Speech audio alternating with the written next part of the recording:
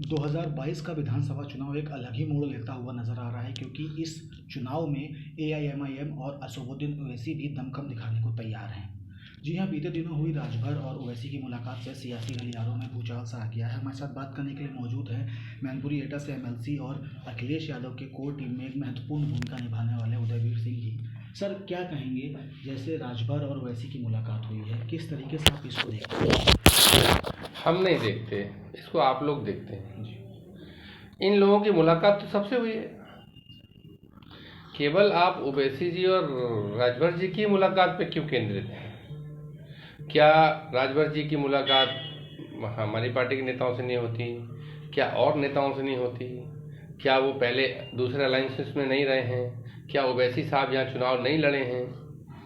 हर राजनीतिक दल को हक है कि वो लोगों से बात करे और अपने राजनीतिक विकल्पों के हिसाब से तय करेगा उसे किसके साथ लड़ना है। समाजवादी पार्टी का बहुत स्पष्ट है कि हमारी लड़ाई भारतीय जनता पार्टी से है, और हमारे राष्ट्रीय अध्यक्ष जी ने ये भी घोषणा की है कि जो क्षेत्रीय दल हैं उनके साथ हम एडजस्टमेंट करके चुनाव लड़ेंगे और एक मजबूत विकल्प बनाएंगे।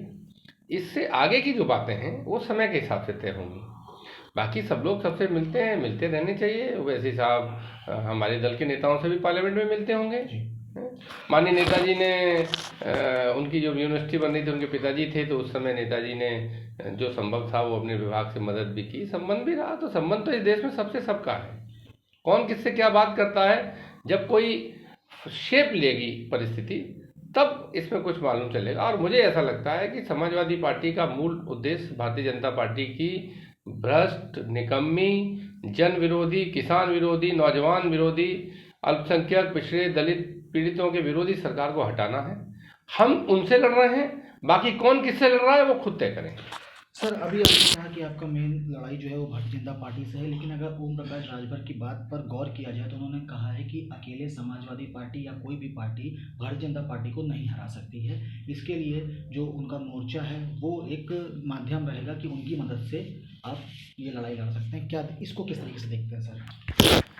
नहीं, मुझे तो नहीं लगता। जब समाजवादी पार्टी अपनी दम पे सरकार बना चुकी है तो ऐसा ओम प्रकाश जी या कोई भी ऐसा क्यों महसूस करता है कि वो दोबारा परिस्थिति नहीं हो सकती। इस विधानसभा चुनाव के 2017 के रिजल्ट से पहले भारतीय जनता पार्टी की विधानसभा में क्या हैसियत थी? तीसरे नंबर की पार्टी थी ना, 1 नंबर की हो गई। समाजवादी पार्टी का इतना काम है, विकास किया है, अखिलेश जी का नाम है, हर आदमी मानता है कि वो काम करने वाली सरकार थी। अखिलेश जी ने विकास किया था, हर वर्ग को कुछ न कुछ सुविधा दी थी, और उसके खिलाफ दुष्प्रचार हुआ। तो हमको लगता है समाजवादी पार्टी अपने आप में सक्षम पार्टी है, और जहां आवश्यकता पड़ेगी क्षेत्रीय दलों की मदद देंगे। कोई व्यक्ति, हम या आप, टीवी या प्लेटफॉर्म पे मोर्चा नहीं बन सकता।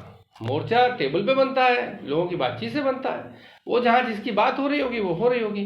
वो टीवी की घोषणा करने से मोर्चा नहीं बनते हैं।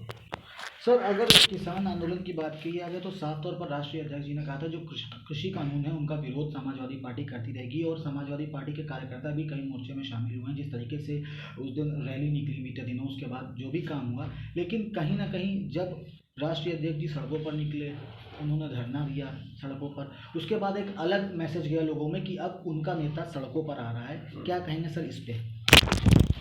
हमारे नेता, चाहे नेताजी के समय रहे हों, चाहे राष्ट्रीय अध्यक्ष अखिलेश यादव जी के समय रहे हों, हमेशा सड़कों पर रहे हैं, जनता के बीच रहे हैं। संघर्षों की कोख से जन्मी समाजवादी पार्टी है। हम सड़क पे हैं या नहीं हैं, इस बारे में चर्चा बहुत वो लोग करते हैं जो समाजवादी पार्टी के खिलाफ षड्यंत्र करते हैं। जब आवश्यकता होती है, जब ज़रूरत होती है, तब समाजवादी पार्टी आंदोलन करती है, सड़क पर निकल के आंदोलन करती है। और सवाल कृषि कानूनों का विरोध करने का नहीं है, सवाल किसान की समस्या सुनकर उसके सुलझाने का है। कृषि कानूनों से अगर सरकार ये समझा पाती कि इससे किसान का कुछ भला होना है, पूरा कृषि सेक्टर जो है, एग्रीकल्चर सेक्टर, ये क्षेत्र उद्योगपतियों के हाथ में नहीं चला जाएगा, किसान अपनी ही ज़मीन पर एक बंधुआ मजदूर की तरह रह जाएगा, अगर ऐसा सरकार समझा पाती तो मुझे लगता नहीं है कि लोग विरोध करते। विरोध इसी बात का है कि जो दिन रात मेहनत करने वाले हैं उनकी मेहनत और मुनाफा किसी और का। हाँ, और जब सरकार बनी थी भारतीय जनता पार्टी की तो इस वादे के साथ बनी थी कि सरकार का दोगुना मुनाफा करेगी, आय में दुगनी आय कर देगी और स्वामीनाथन कमेटी की रिपोर्ट लागू करेगी और उसके हिसाब से एमएसपी तय करेगी, लेकिन यहाँ उल्टा हो रहा है। तो प्रश्न ये है महत्वपूर्ण कि किसान को राहत नहीं देंगे तो ये देश चलेगा कैसे, जहाँ 60% जिसका शेयर है, जिनका लोगों की आबादी में जो लोग काम करते हैं कृषि में, उनको ये आप ध्यान नहीं देंगे तो देश कहाँ जाएगा।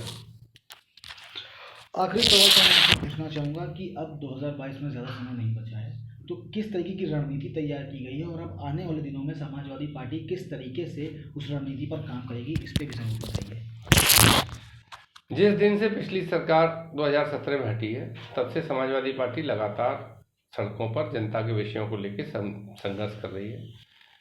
इन दिनों जो पिछले भारतीय जनता पार्टी का प्रचार था वो एकदम खत्म हुआ है। लोगों को ये पता लगा है कि उसने लोगों को गुमराह किया। उसने जो जो वादे किए वो 15 लाख जैसे हवाई वादे से लेके किसान की आय दुगनी करने तक, 2 करोड़ प्रतिवर्ष रोजगार देने से लेकर कानून व्यवस्था में सुधार करने तक की जो परिस्थितियाँ थी वो सब झूठ निकली।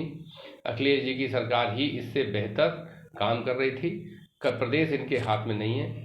तो रणनीति तो सड़क पर संघर्ष करने की है और लगातार समाजवादी पार्टी अपनी बातें रख रही है, काम कर रही है। जहाँ तक चुनाव में कैसे सहयोग लिया जाएगा, सहयोग दिया जाएगा, वो बातें मुझे लगता नहीं कि टीवी पे बोली जाती हैं।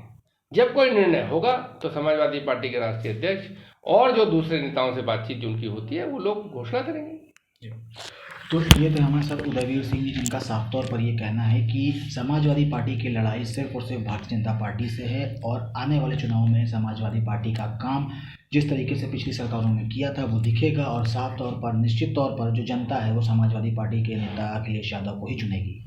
राजधानी लखनऊ से न्यूज़ प्लस के लिए अभिषेक पांडे।